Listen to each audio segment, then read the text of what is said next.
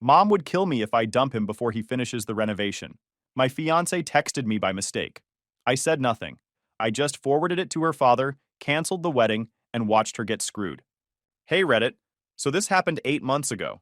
My fiancée sent me a text meant for her friend.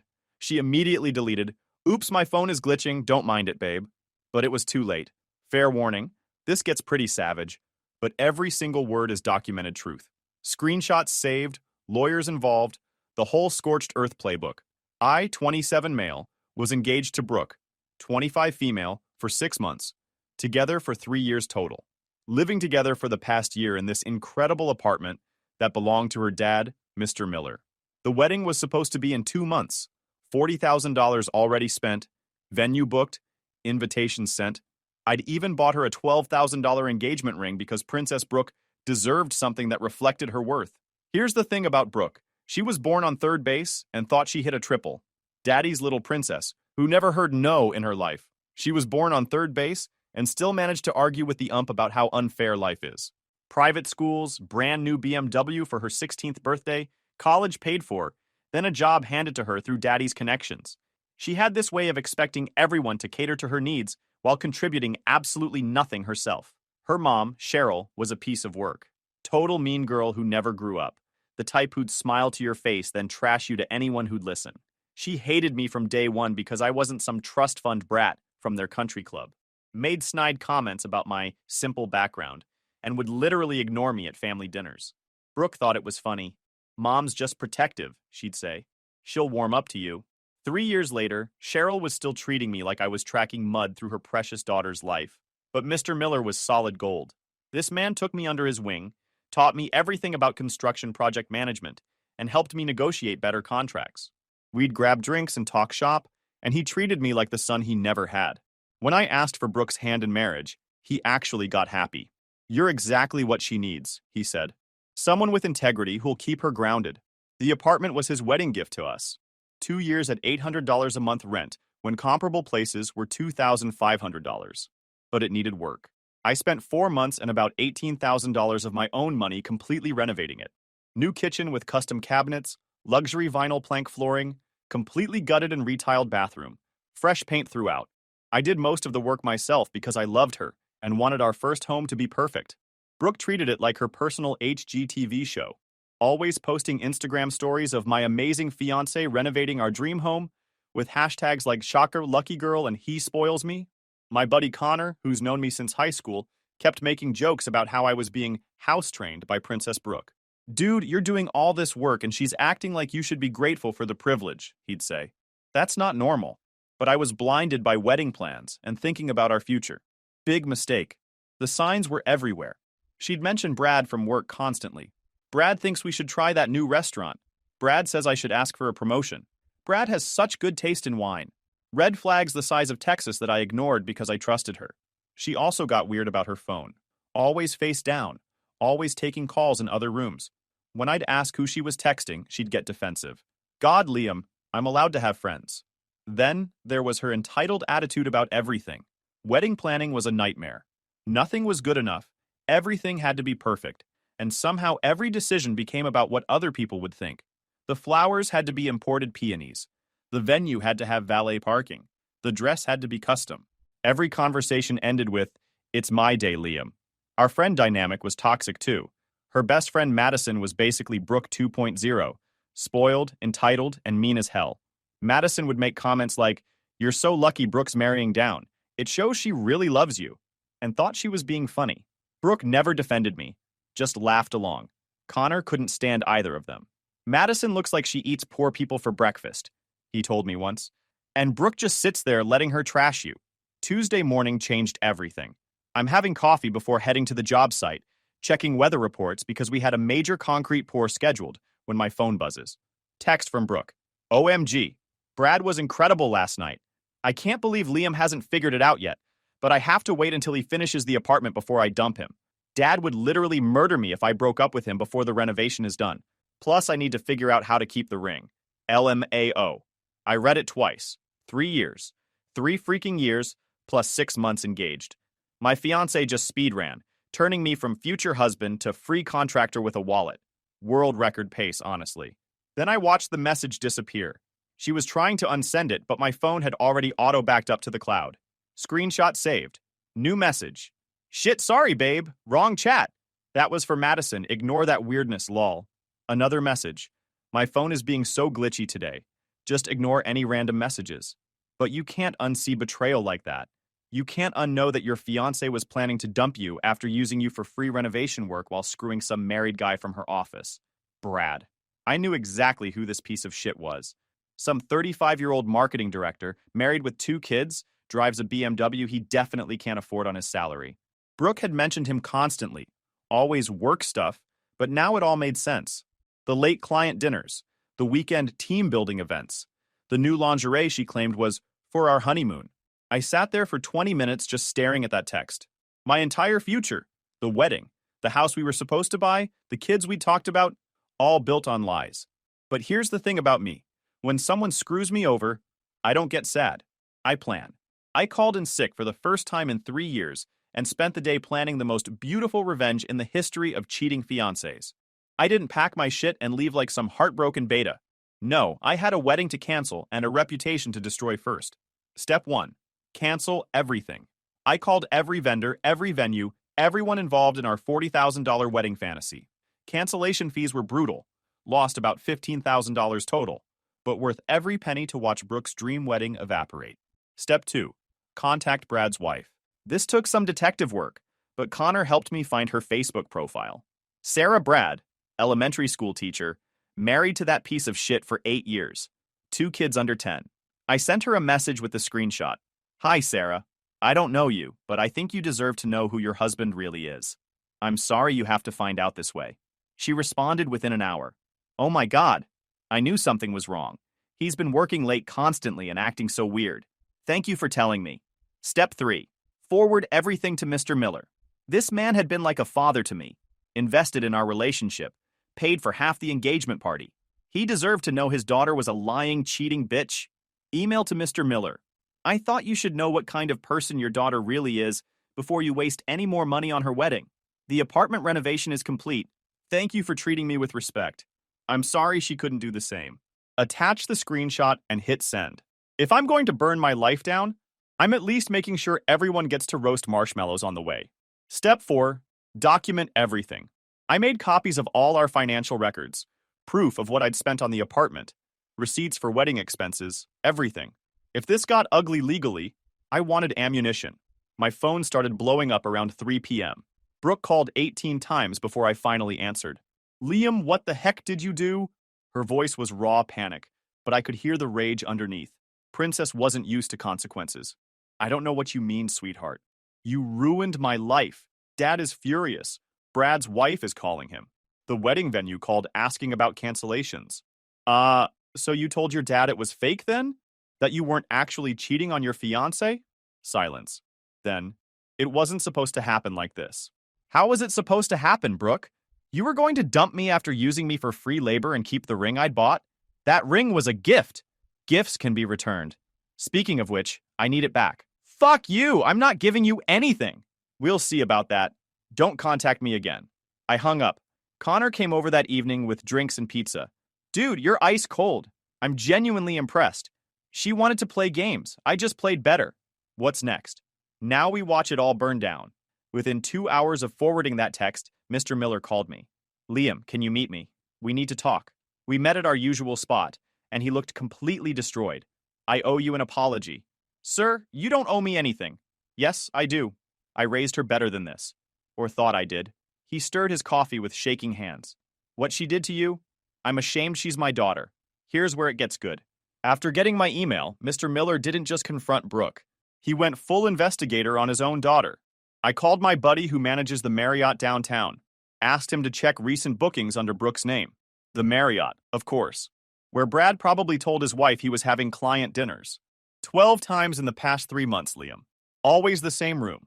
Always charged to a corporate credit card. 12 freaking times. While I was installing crown molding and planning our honeymoon, so I made some calls. Found out Brad's been using company funds for these little adventures. His father-in-law is a VP at First National. We play golf together. Mr. Miller had destroyed Brad's entire life with 3 phone calls.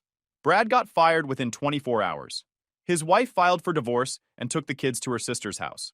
But that's not all, Mr. Miller continued, his voice getting harder. I confronted Cheryl about this. Asked if she knew anything about Brooke's behavior. Oh, shit. She laughed, Liam. Actually laughed and said, at least she's smart enough to have options. Turns out Cheryl had been encouraging this whole thing, telling Brooke she could do better than you. My jaw dropped. Wait, she knew? She was coaching Brooke on how to hide it. Told her to wait until after the wedding to leave you, because divorced women get better settlements than broken engagements. The betrayal was complete. Not just Brooke, but her toxic mother had been actively sabotaging our relationship while smiling to my face at family dinners. Mr. Miller said quietly, 25 years of marriage, and I find out my wife thought infidelity was a strategy. The collateral damage was spreading. Brooke's selfishness hadn't just destroyed our relationship, it had nuked her parents' marriage and her affair partner's entire life. There's one more thing, Mr. Miller said. I need you to move back into the apartment. Sir? Brooke's been staying there since this happened, acting like she's the victim. I want her out. Tonight. And I want you back in there. Same rent agreement. You earned that place honestly. Best revenge ever. Moving back into the apartment was psychological warfare at its finest. Brooke had been living there for 3 days, probably thinking she'd won some kind of victory by keeping her place. When she came home Thursday evening to find me on the couch watching TV, she lost her absolute shit. What the hell are you doing here? I live here. Your dad asked me to move back in. This is my apartment. Actually, it's your dad's apartment. And he's decided you don't live here anymore. She was shaking with rage, still wearing her work clothes. You can't just kick me out. I'm not kicking you out. Your dad is. I'm just moving back into the place I renovated with my own money. That's when I noticed the ring wasn't on her finger anymore. Where's my ring, Brooke? What ring? She tried to hide her left hand behind her back like a guilty child. The $12,000 engagement ring I bought. That was a gift. You can't take back gifts. Connor, who was helping me move stuff back in, started laughing. Dude, she really thinks she gets to keep the ring after cheating. Wow. Fuck you, Connor. Brooke spun on him. This is none of your business. Actually, it became my business when you made my friend look like an idiot for 3 years. And fuck you too. The ring, Brooke. Now. No! I deserve something after what you've put me through. What I've put you through? You cheated on me with a married man and planned to dump me after I finished your free renovation. That's when Madison showed up. Of course. Brooke's entitled best friend, probably there to provide moral support for the victim routine. Brooke, babe, you don't have to deal with this, Madison said, shooting me a look of pure disgust. He's clearly having some kind of breakdown. Madison, stay out of this, I said calmly. Your friend is a cheating liar, and she's returning my property. How dare you talk to me like that? Madison got in my face like she was going to do something. Brooke made a mistake, but you're being vindictive and cruel. Connor stepped up behind me. Lady, your friend screwed a married man for 3 months while planning her wedding to someone else. That's not a mistake. The truth was hitting Madison for the first time. She looked at Brooke confused. Wait, what? Brooke's mask slipped completely.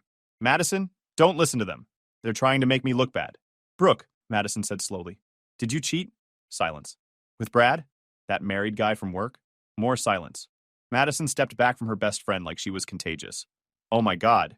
You did. You actually did. It wasn't supposed to happen. I was confused. Confused? I yelled, losing my cool for the first time.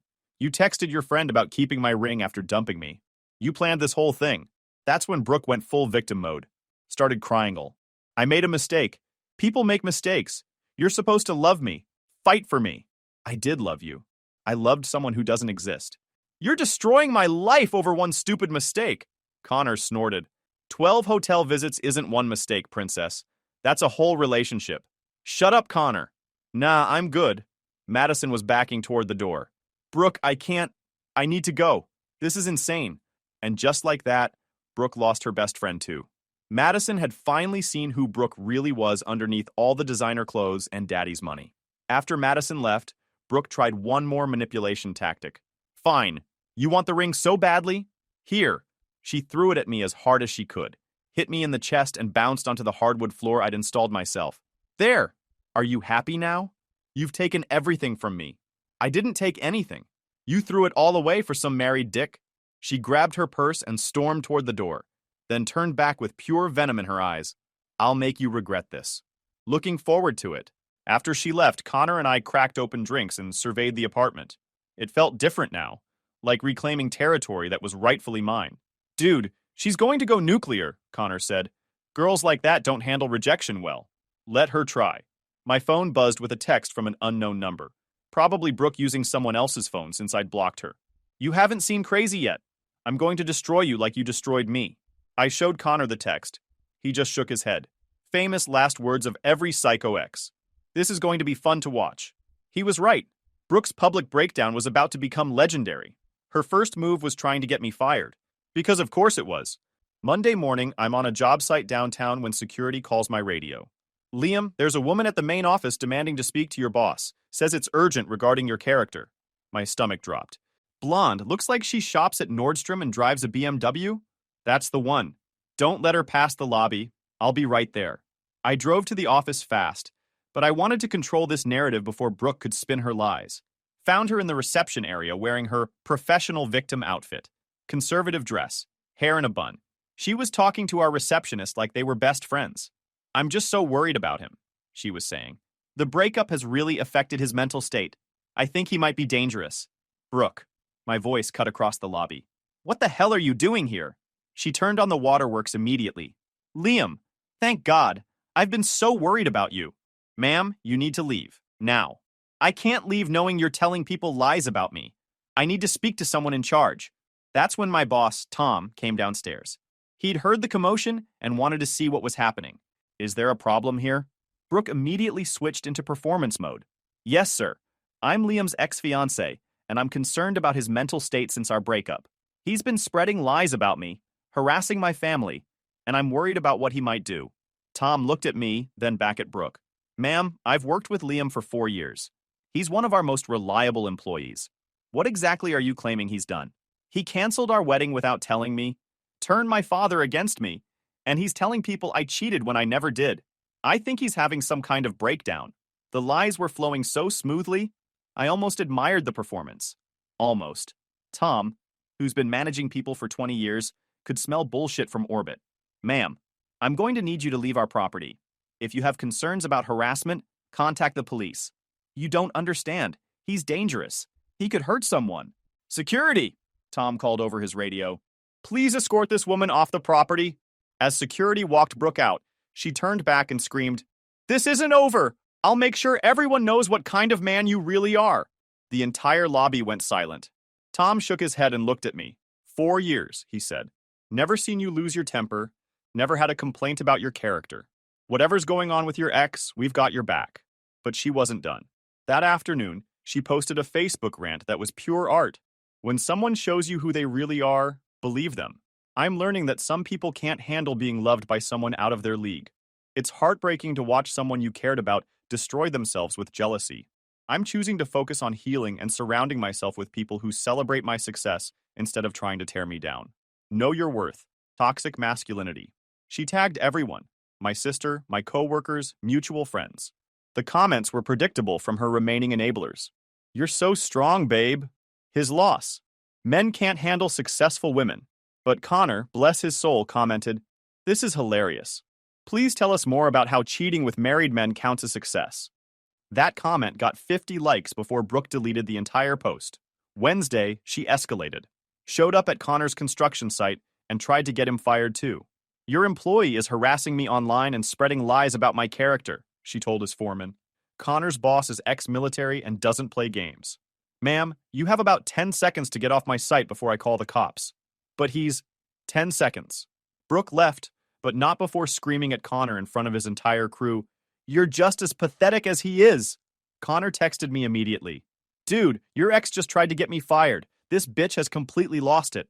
That evening, Brooke posted another Instagram story claiming she was being stalked and threatened by multiple men and was considering legal action. The desperation was beautiful to watch. Every move she made just destroyed her credibility further.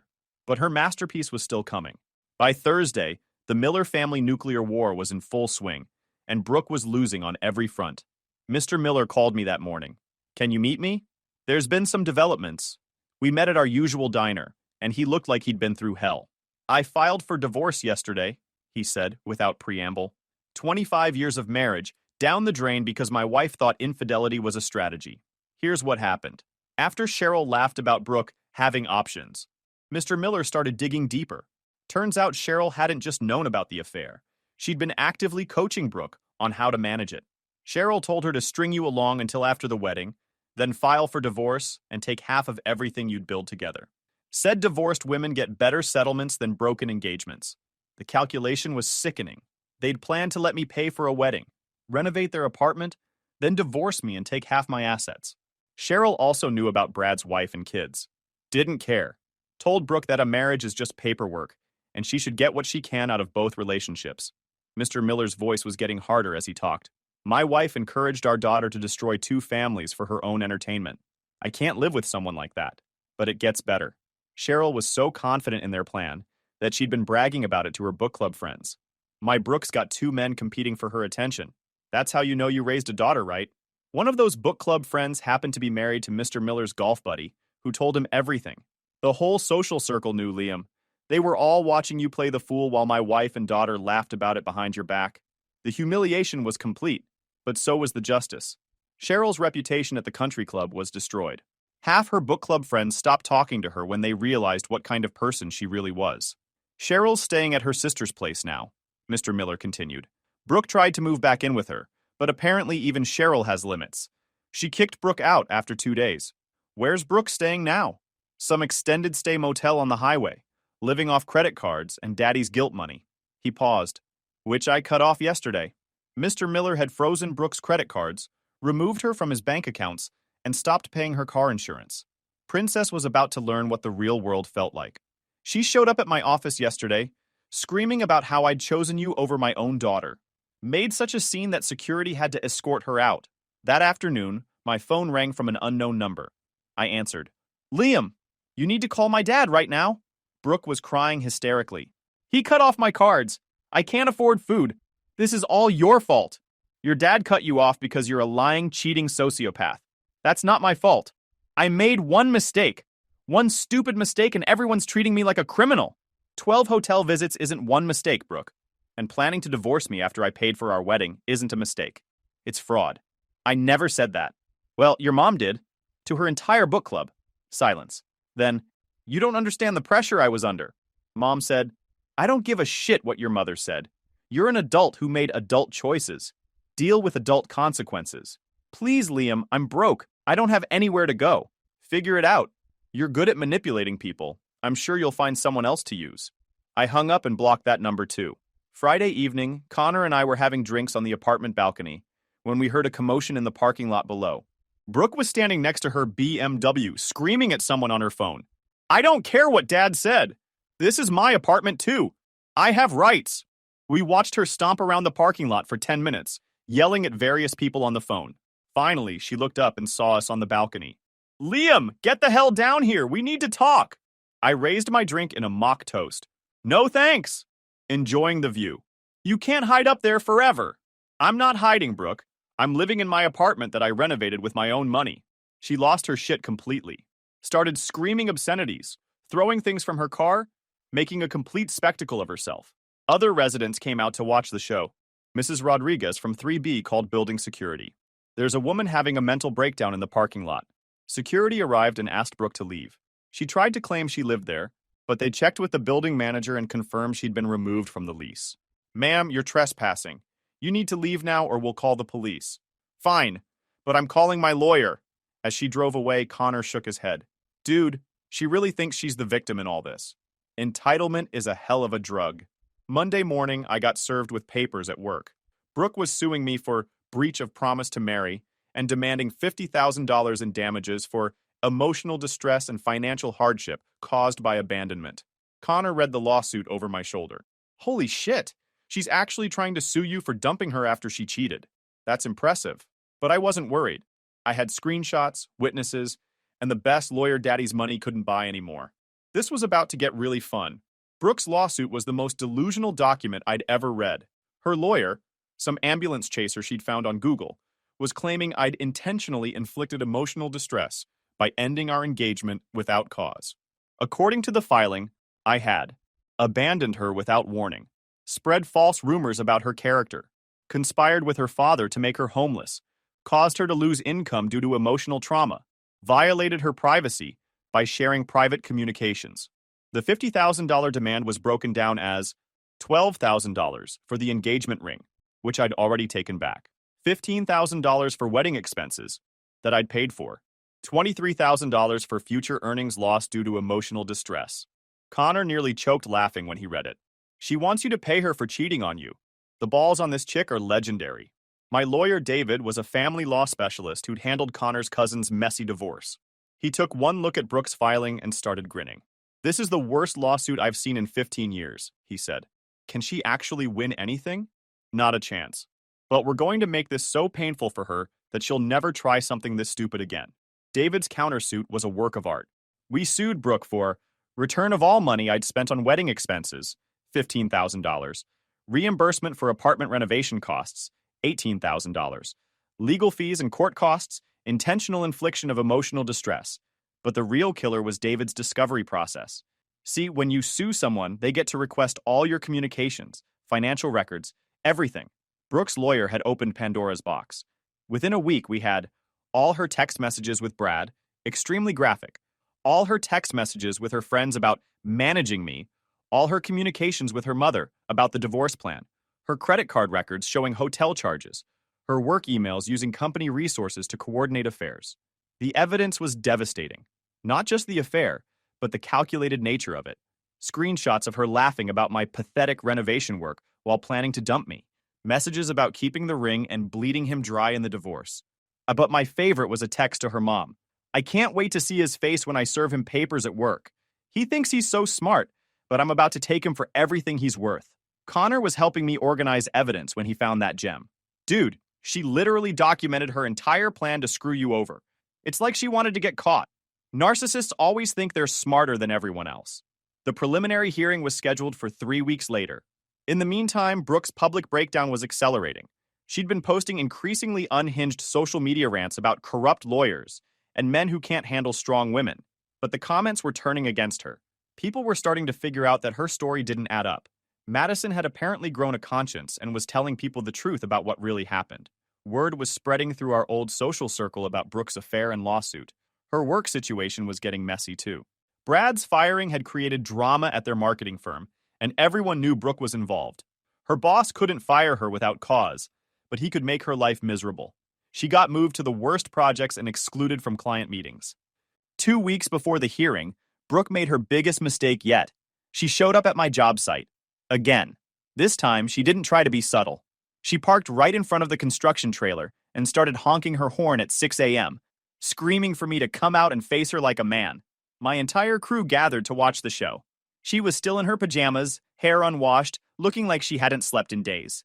Liam, I know you're hiding. Dave, my foreman, shook his head. This chick has completely lost it. I walked out of the trailer slowly. Brooke, you need to leave. There's a restraining order hearing next week, and this isn't helping your case. Restraining order? I'm not the crazy one. You're the one who destroyed my life. She was screaming so loud that workers from other job sites were coming over to watch. Someone was definitely recording this on their phone. This is your final warning, Brooke. Leave now or I'm calling the police. Call them! I don't care. I'll tell them how you stole my ring and ruined my family. I pulled out my phone and dialed 911. She saw me doing it and completely lost her shit. Fine, but everyone's going to know what you did to me. Everyone! She got back in her BMW and peeled out of the parking lot, tires squealing. Connor jogged over from his site across the street. Dude, she just gave you everything you need for the restraining order. That evening, Brooke posted a Facebook Live video that went viral in our social circle. 23 minutes of her crying in her motel room, talking about how I'd abused her and turned everyone against her. The comments were brutal. Even people who'd been neutral were calling her out for the obvious lies and manipulative behavior. But the best part was when she accidentally showed her laptop screen, which had a Google search for how to win a lawsuit against ex-fiancé and can you sue someone for emotional abuse. Connor screen recorded the whole thing and sent it to David. Evidence for the crazy pile, he wrote. 3 days later, we were in court, and Brooke was about to learn what real consequences felt like.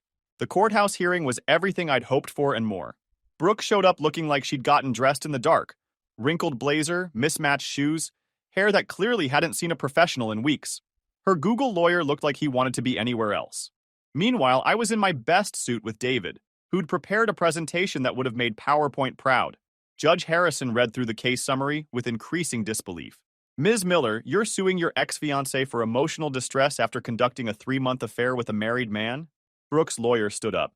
Your Honor, my client made an error in judgment, but that doesn't give the defendant the right to— Sit down. Judge Harrison cut him off. I'm talking to your client. Brooke stood up, trying to look dignified. Your Honor, I made a mistake, but Liam's reaction was completely disproportionate. He destroyed my relationship with my family, got me kicked out of my home, and— Did you or did you not send a text message to a friend stating you planned to dump the plaintiff after he finished renovating your apartment? Silence. Your Honor, David stood up. We have documented evidence that Ms. Miller conducted a calculated affair while planning to commit what amounts to fraud against my client. David's presentation was devastating. Screenshots of Brooke's texts, hotel records, witness statements from Madison, who'd agreed to testify, and financial records showing the scope of her deception. But the killing blow was the security footage from my job site showing Brooke's public meltdown 3 days earlier. The footage played on the courtroom monitor. Brooke screaming in her pajamas, threatening to destroy me, making a complete spectacle of herself while I remained calm and professional. The judge watched the whole thing with disgust. Ms. Miller, this behavior is unacceptable. I was upset. He stole my life. You ruined your own life when you decided to cheat on your fiancé and planned to defraud him. Mr. Hudson's response was entirely reasonable. The judgment was swift and brutal. Brooke's lawsuit was dismissed with prejudice. She was ordered to pay my legal fees, $8,500. She was ordered to reimburse me for wedding expenses, $15,000. A permanent restraining order was issued, 500 yards minimum distance. She was ordered to undergo counseling for pattern of manipulative behavior. Total judgment against Brooke, $23,500. Brooke completely broke down, started sobbing about how everyone had turned against her and she had nowhere to go. Zero sympathy from anyone in that courtroom. As we left, David shook my hand. That was beautiful. She'll be paying this judgment for years. The aftermath was swift and satisfying. Within a week, Brooke's employer fired her for creating a hostile work environment. The affair scandal had made working there impossible. Her extended stay motel kicked her out for non-payment. Cheryl filed for bankruptcy after the divorce settlement. Mr. Miller sold the apartment building and moved to Florida. But the best part was watching Brooke's social media presence completely collapse. Her final posts were increasingly desperate pleas for sympathy that got zero engagement. Eventually, she deleted all her accounts.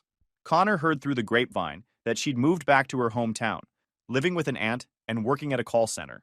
Brad, last I heard, was working at Best Buy and living in a studio apartment. Meanwhile, my life got exponentially better. The job promotion I'd been hoping for came through. Senior project manager with a $20,000 raise, or used part of Brooke's judgment money to buy a house in a nice neighborhood. Mr. Miller and I still talk occasionally. He's doing well in Florida, dating a widow who treats him with actual respect. Best decision I ever made, he said about the divorce. Should have done it years ago. Last week, Connor sent me a screenshot from Madison's Instagram. Apparently, Brooke had tried to reconnect with her old friend group, claiming she'd learned from her mistakes and wanted to rebuild her life. Madison's response was posted publicly. Some mistakes can't be forgiven. What you did to Liam and Brad's family was evil, not just stupid. Don't contact me again. Looking back, I'm actually grateful for that text message. Without it, I might have married Brooke and spent years being used by her. Sometimes the best revenge is just letting toxic people destroy themselves while you build something better.